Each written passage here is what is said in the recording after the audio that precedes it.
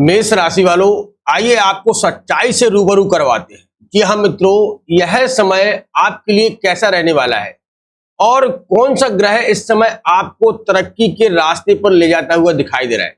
देखिए, समस्या अभी कम नहीं हुई है। शनि का प्रथम चरण है, अभी 2 चरण बाकी है, तो समस्या कम नहीं हुई है, लेकिन बीच बीच में आपको ये मौके मिल रहे हैं अपने आप को संभालने का, अपने कार्य को प्रगति देने का, आपके व्यवहार को संभालने का, परिवार में खुशियां लाने का, या पति पत्नी ये लव लाइफ में सुधार करने का मौका है। देखिए, मैं पीछे की बात नहीं कर रहा हूं, 2-3-4 साल से जो समय चला आ रहा है, जो समय बीत गया है, उस पर मैं चर्चा नहीं करूंगा। वो तो आपका समय बहुत ही खराब निकला है। हर एक समस्या का सामना करके आज आप इस तारीख तक पहुंचे हैं। अब मैं आगे की बात कर रहा हूं। देखिए, अभी शनि का प्रथम चरण है, तो शनि का प्रथम चरण चल रहा है, 2024 से शुरुआत हुई है और 25 का अंतिम चरण चल रहा है, यानी शनि का प्रथम चरण 3 जुलाई 2027 को समाप्त होगा। अब दूसरा चरण मेष राशि वालों आपके लिए चालू होगा 2027 से, लेकिन अभी आपको एक मौका मिल रहा है सूर्य की तरफ से।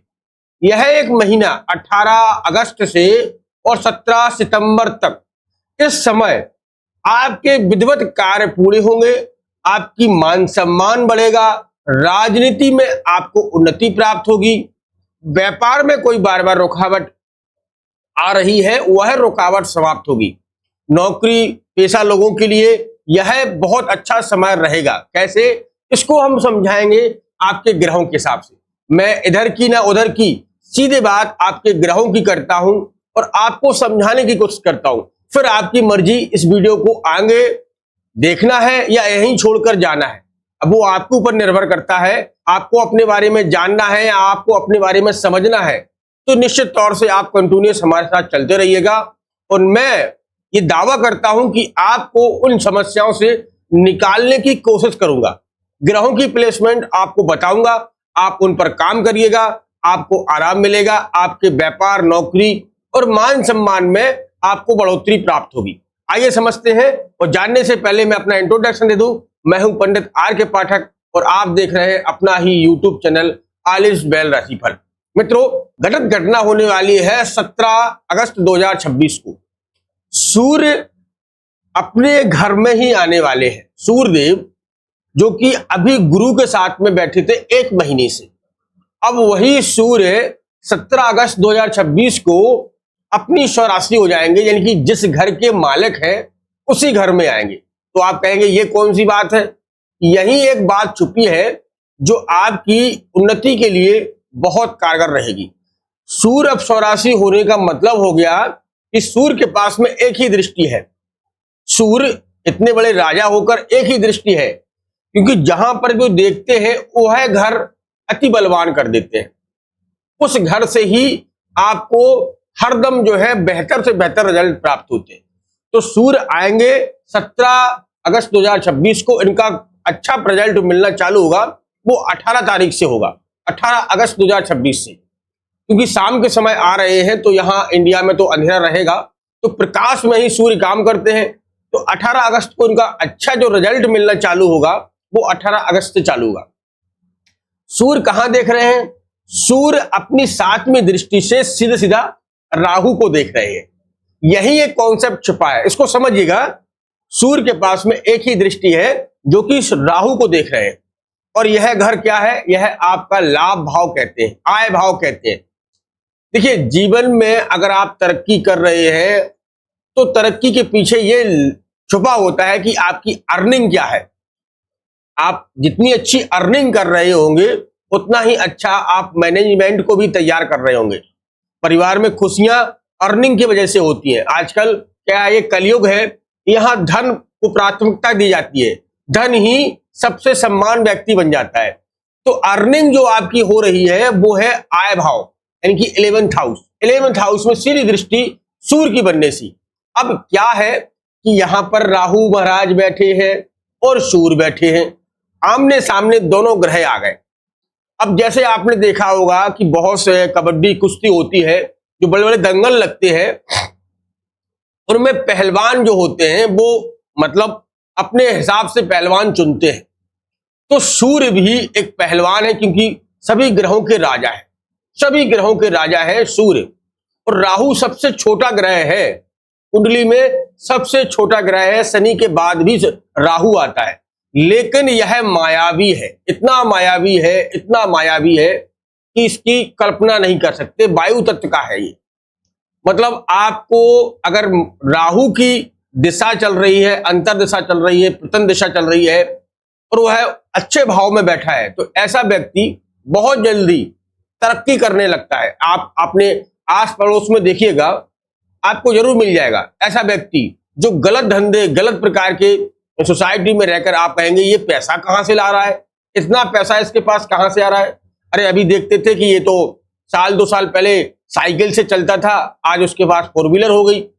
अब वो है जो है जेट किससे जाने लगा, बड़ी बड़ी मीटिंगें अटेंड करने लगा, बड़ा सम्मान उसके साथ बढ़ गया। ये सब क्या करवाता है? राहु करवाता है। मतलब तुरंत देने वाला ग्रह है। सभी ग्रह अपनी गति पर देते हैं, लेकिन राहु जो है बहुत जल्दी देता है। जिस कुंडली में पॉजिटिव हो, मेरी बात समझना, जिस कुंडली में राहु अगर पॉजिटिव है तो राहु के मुकाबले कोई देने वाला ग्रह नहीं है, ये मैं भी कहता हूं।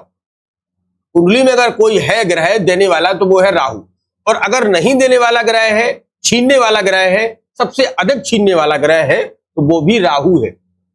राहु क्या है? जैसे मायावी है, आपको ऊंचाई पर ले जाएगा, बहुत ऊंचाई पर, और उस ऊंचाई पर ले जाकर छोड़ देगा।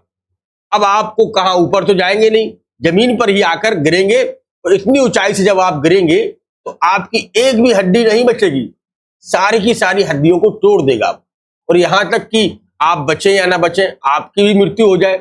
ये राहु करता है।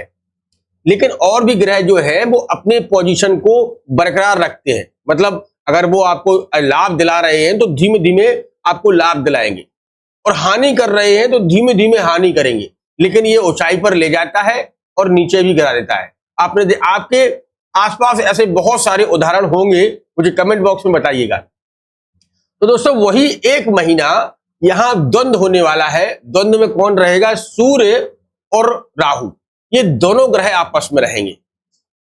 अब सूर्य यहां कुंडली में राजा है, इनके मुकाबले प्रकाश देने वाला ग्रह कोई नहीं है, इनके मुकाबले आशीर्वाद देने वाला ग्रह कोई नहीं है, इनके मुकाबले सम्मान दिलाने वाला कोई ग्रह नहीं है। आत्मबल का कारक जो है वो सूर्य है। लेकिन यहां एक चीज और छुपी है। 17 अगस्त को सूर्य 5वें स्वराशि तो हो जाएंगे, लेकिन क्या रहेगा, यह इनके पास डिग्री नहीं रहेगी।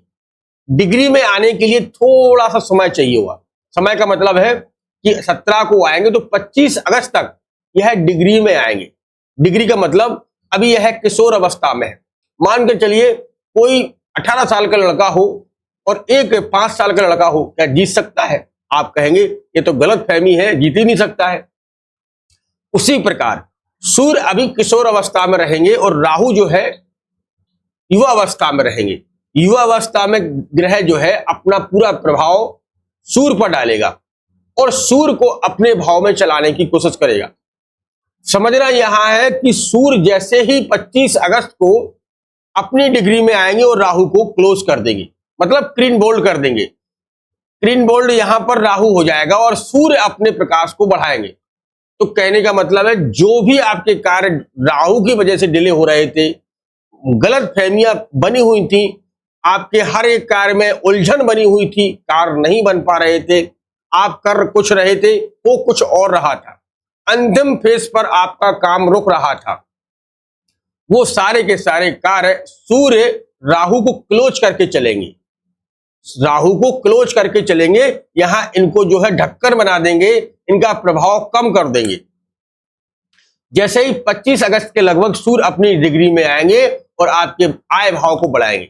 तो कहने का मतलब है कि यह महीना मेष राशि वालों के लिए उन्नति भरा रहेगा। उन्नति का मतलब आय के स्रोत, नौकरी, व्यापार, बिजनेस आप करते हैं ना, उसमें आपको लाभ के संकेत मिल रहे हैं 25 अगस्त से, और यह 17 सितंबर तक रहेगा। यहां इस समय आप जो भी कार्य है पूरी ऊर्जा के साथ करिएगा, पूरी शक्ति के साथ करिएगा, तो आपको लाभ मिलेगा। मतभेद अगर कोई किसी के साथ बने हुए हैं तो मतभेद भी खत्म होंगे। लव लाइफ हो या अरेंज लाइफ हो, उसमें भी मतभेद समाप्त होते हुए दिखाई दे रहे हैं 25 अगस्त के बाद। सूर्य जैसे बलवान होंगे।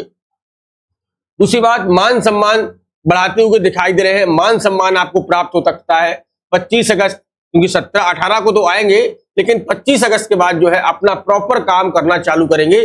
धीरे करके आपको लाभ देना चालू करेंगे। दोस्तों, यह अपने ऊपर आजमाइएगा और यह कार्य अपने लिए, यह समय पूरा प्रयोग करिएगा, आपको सफलता अवश्य मिलेगी। करना क्या है इस समय वो भी सुन लीजिएगा। आपकी राशि का स्वामी मंगल है, ठीक है, आपकी राशि का स्वामी मंगल है, इसको दिमाग में बैठा लीजिएगा। मंगलवार के दिन हनुमान जी की पूजा करनी ही करनी है आपको। आप अगर मेष राशि के जातक हैं तो हनुमान जी को निश्चित पकड़ कर रखिएगा, आपका भाग्योदय होगा।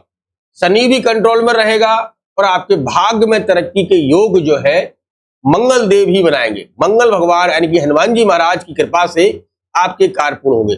ये तो आपको करना ही है। और साथ में ये काम और करना कि राहु का प्रभाव और भी कम करने के लिए आप काले तिल और हल्दी का प्रयोग करके स्नान ध्यान करिएगा। स्नान करते समय काले तिल थोड़ा डालिएगा और हल्दी डालिएगा। निश्चित तौर से गुरु और राहु यहां कंट्रोल होगा। हो सके तो इस अवधि में आप काल भैरव के दर्शन करिएगा। उज्जैन आप गए हो कभी, उज्जैन महाकालेश्वर के दर्शन करिएगा। सावन का महीने चल रहा है, इस समय अगर हो सके तो आप सावन के महीने में किसी भी ज्योतिर्लिंग पर आप जाकर दर्शन कर सकते हैं।